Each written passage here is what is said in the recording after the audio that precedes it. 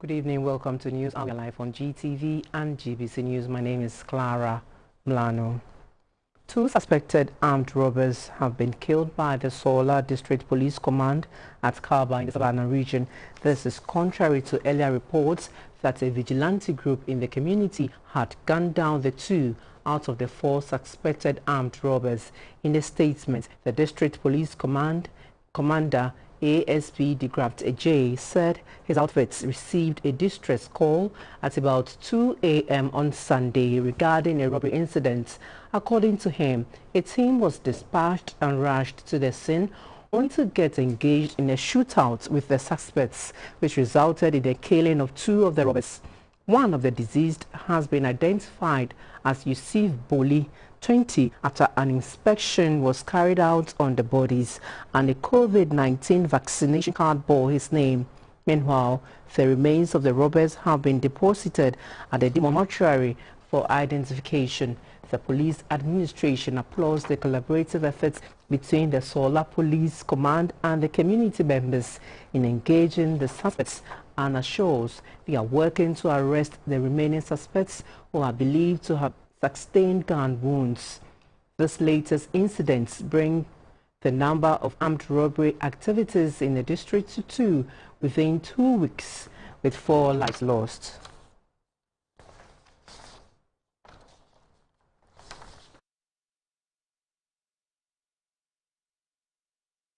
January 2022 has been set as the final date for the demolition of the Bujumbura refugee camp at Kumwa in the Wutsusenya East. The chairman of the Ghana Refugee Board, Mr. Tepper, announced this in Accra and said accommodation will be provided for the 400 legitimate refugees currently at the camp. By December 31st, 2021, the 3-month grace period issued for residents living at the Bujumbura refugee camp to relocate will elapse. This will pave way for the demolition and redevelopment of the 141-acre land. The first deadline issued by the Kumwa Traditional Authority for persons living at the camp to vacate the place ended on September 30th, 2021, but had to be extended following calls from the inhabitants for more time.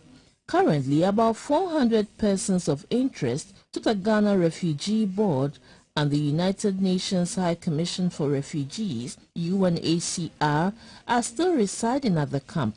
But the chairman of the Ghana Refugee Board, Mr. Kenneth Ajimanatefua, said the legitimate people would be relocated before the demolition exercise.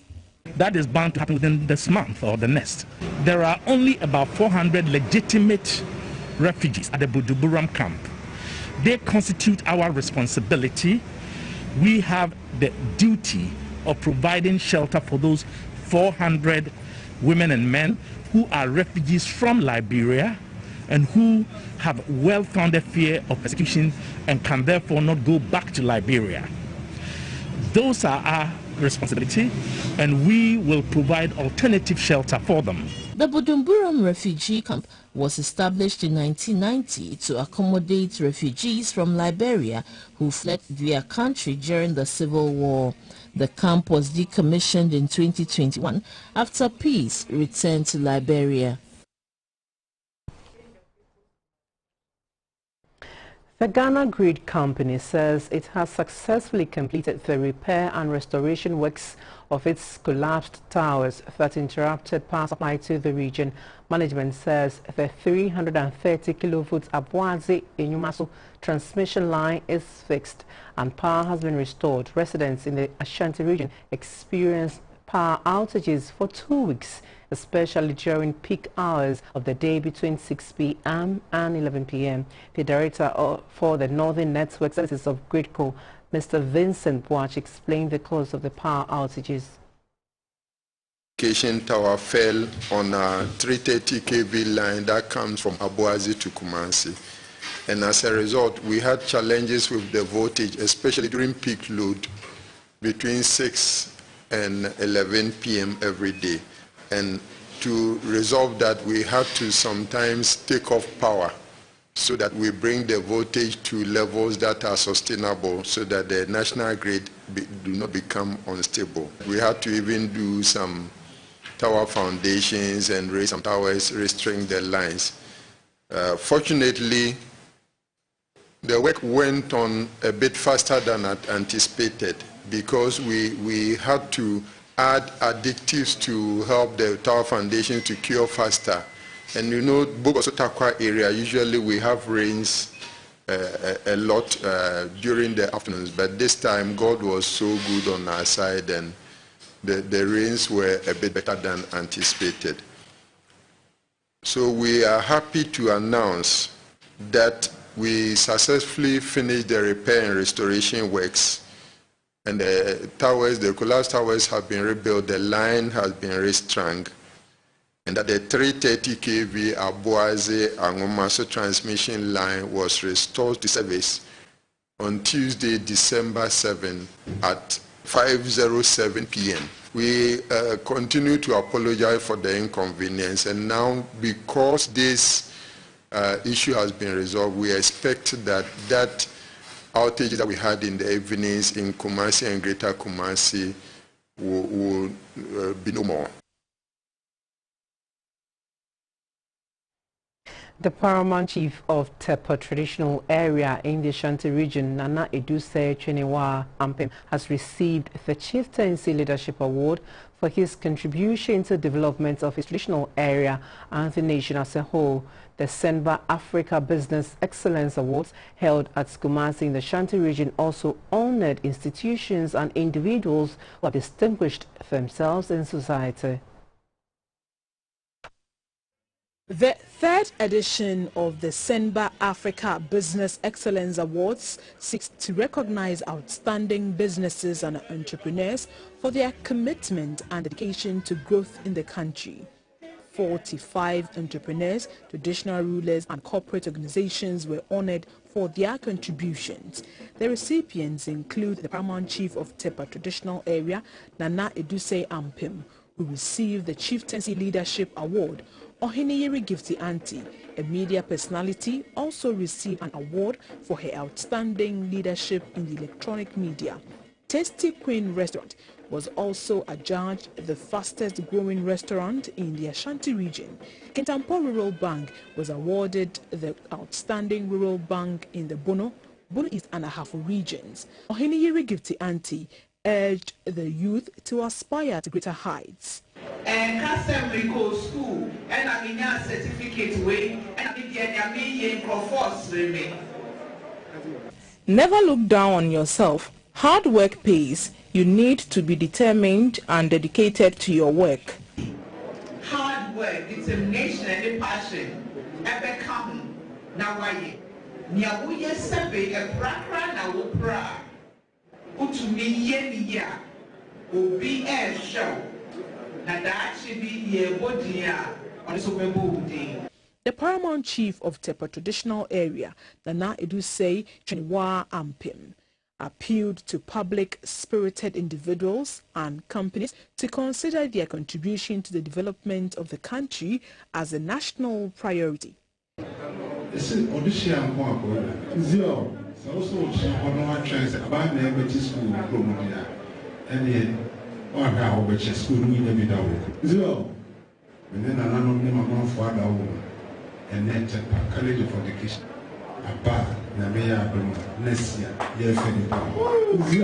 head of Semba Graduate Institute, Mr. Stephen Fosu, explained the essence of the awards. We thought, why don't we set up an institution that will make access to business education easily accessible, so that those who are interested in starting their business can get access to business information that will help them to grow their businesses.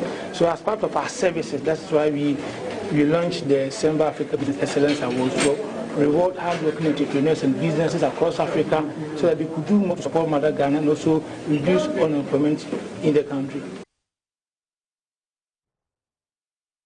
Management and workers of the Jospon Group of Companies have held a Thanksgiving service in Accra to thank God for a successful year.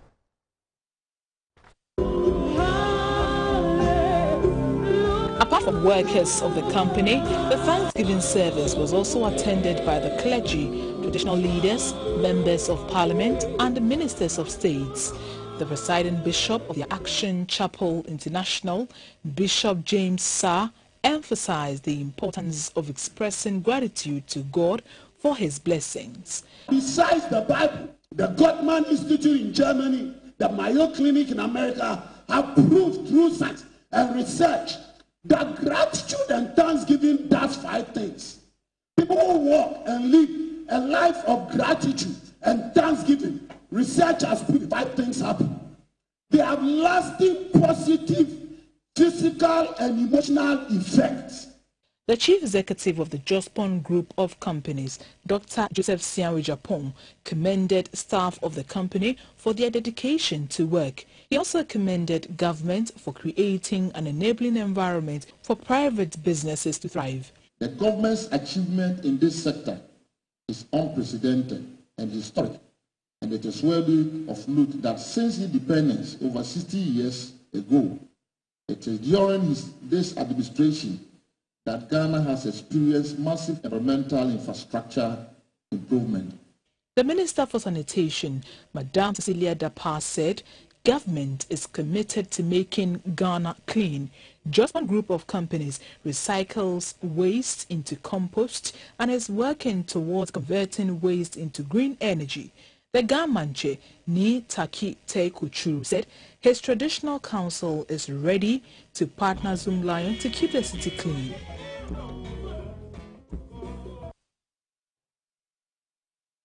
The Connectional Womens Fellowship of the Methodist Church Ghana has held its 90th anniversary celebration and 10th biennial conference in Accra. Ghanaians were urged to promote gender equality and empower young girls to live a life of dignity. The Methodist Women's Fellowship has been in existence since 1931 with the aim of uniting Christian women within the connection. Marking its 90th anniversary celebration and 10th biennial conference, the presiding bishop of the Methodist Church Ghana, Most Reverend Dr. Paul Anabuafo, celebrated the women who have positively impacted the ministry over the years. He appealed to the fellowship to empower young girls both within and outside the church to a life free of social vices and discrimination. It's also a time for us as women to see to the needs of the young ones of today. They are bombarded with all kinds of things on social media. How do we help them out of it? As women too, they should also be concerned about the SDG Goal 5, which is making sure that women and young girls live a proper life, and they are taking away from all kinds of discrimination, all kinds of violence that is against women. How do they play the advocacy role to make sure that women are liberated? Reverend Paul Boafo also advised the women to go for their jabs of the COVID-19 vaccines and encourage their families to do likewise to achieve the 20 million herd immunity mark in the country. The Women's Fellowship in the near future hopes to build a conference center in Cape Coast. Awards were presented to well-deserving members of the fellowship. The event was on the theme, Discipleship, Teaching Everyone to Live Like Christ. The Women's Fellowship at 90, embracing today's woman.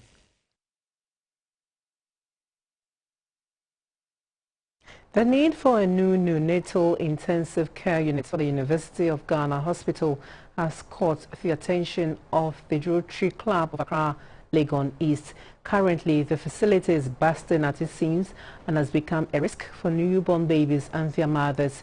The Rotary Club of Accra, Legon East, has therefore launched an appeal for 233,000 Ghana cedis, being the estimated cost of construction of a new neonatal intensive care unit.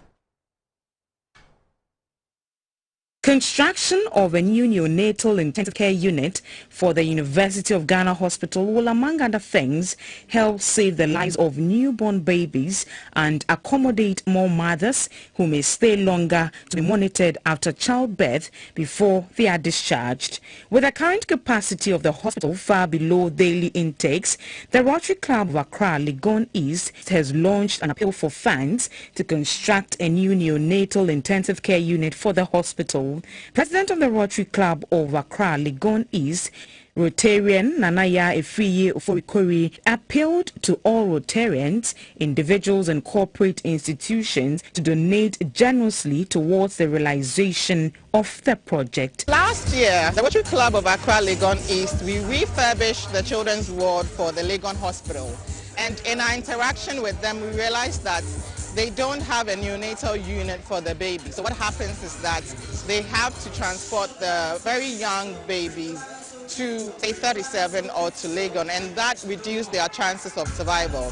For us, it's important that we support health issues in the country, and we are fundraising for it. Our target is 233,000 CDs. This gesture is in line with Rotary's key areas of focus under maternal and child health.